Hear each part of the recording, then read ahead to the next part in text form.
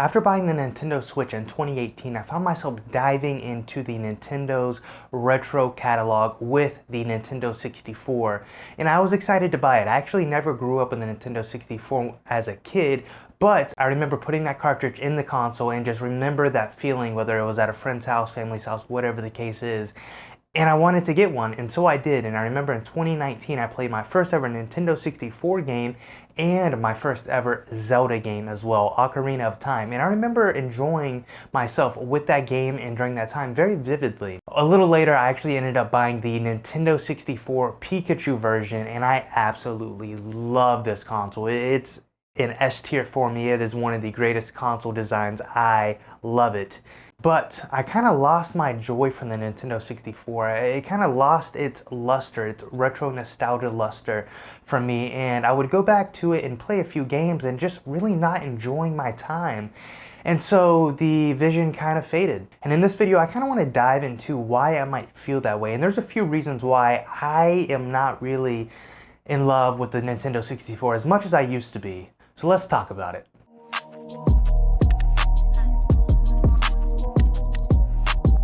So earlier this year, I went to go play the N64, and one of the games on my backlog was Conker's Bad Fur Day. I remember going to the retro game store recently, trading in a decent amount of games and really getting a huge discount to get this game because it is fairly expensive, and I paid like $20 or $30 to pick this game up, and I was super excited. It was a game I had done research on. I knew it was a bit edgy, and I actually liked the kind of premise of the game. I liked the foundation and the setting of it, so I wanted to give it a try, and it was on the backlog, and I went back to it, and I quickly started to lose my mind.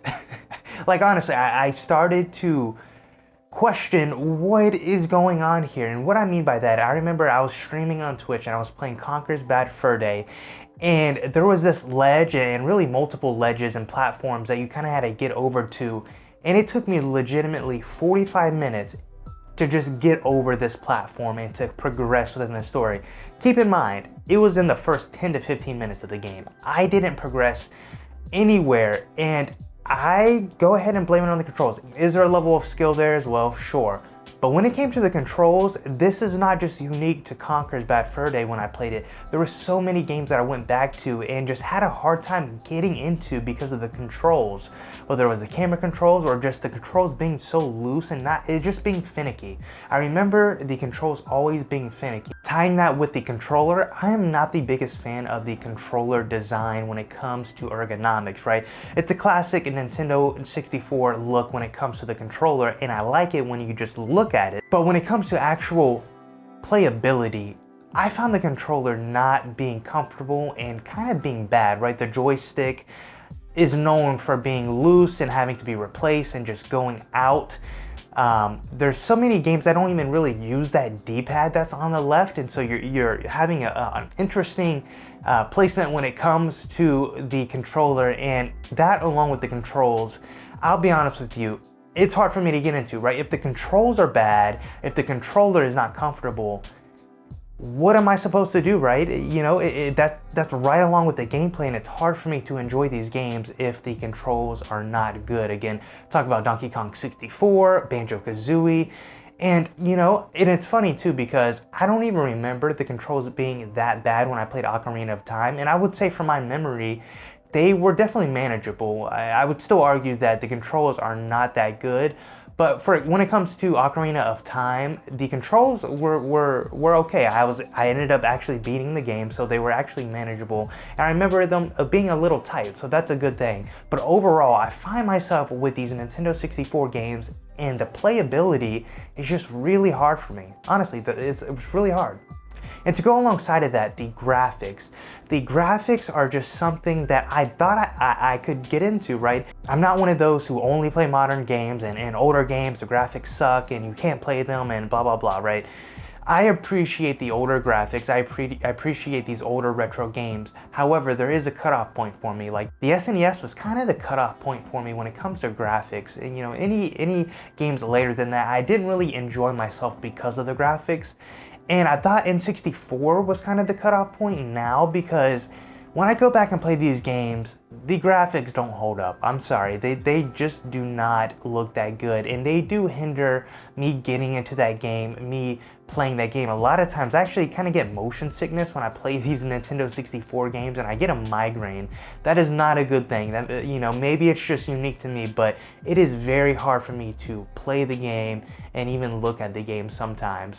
So overall, I've just had a hard time when it comes to the N64. Lastly, I've kind of grown to the idea that the library when it comes to the N64 catalog is kind of thin, right? I mean, there's less than 300 games for the N64, so naturally there's going to be less games when it comes to first-party titles and just overall good games because of the lack of, you know, numbers.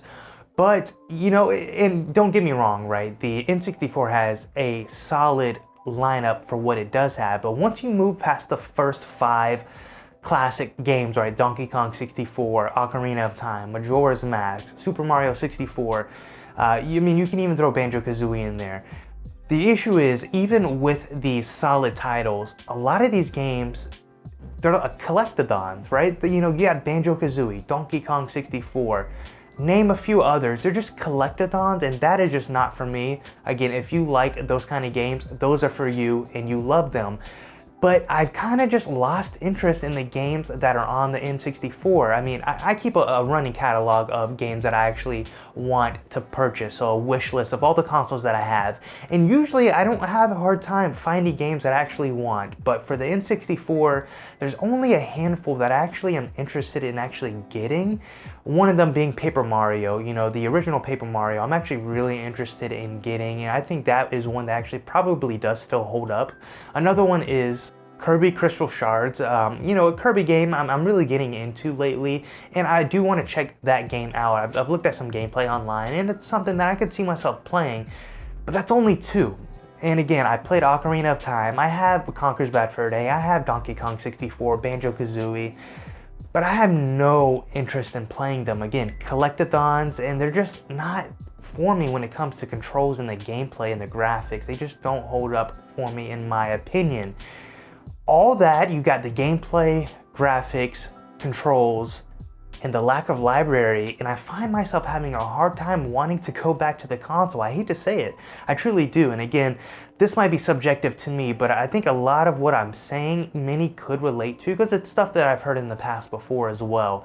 And you know, and specifically when it comes to the library, why, if you compare it to something like the GameCube, the Game Boy Advance, the DS, the Switch, I'm sorry, but that library is a little thin when you compare it to those other systems. Again, it has some classic games on the N64, but the library is just thin for me, and it's hard for me to play what's on there. So that's why I'm actually really having a hard time going back to the N64, and I'm not gonna lie, I've had a toss-up if I actually want to even keep the console or if I want to trade it in. For what I have when it comes to the Pikachu Console Edition, and the few games that I do have are fairly expensive, and I probably have about a $500 bundle with my setup, but you know, it's something that I'm ongoing and thinking about. Maybe I'll keep it just to keep it and check out those games. And hey, maybe my mind will change in the future. I don't know. I'm hoping it does, right? I'm hoping I can, you know, find my love for the N64 again and truly appreciate it for what it is. But right now, I don't think I'll be playing it anytime soon.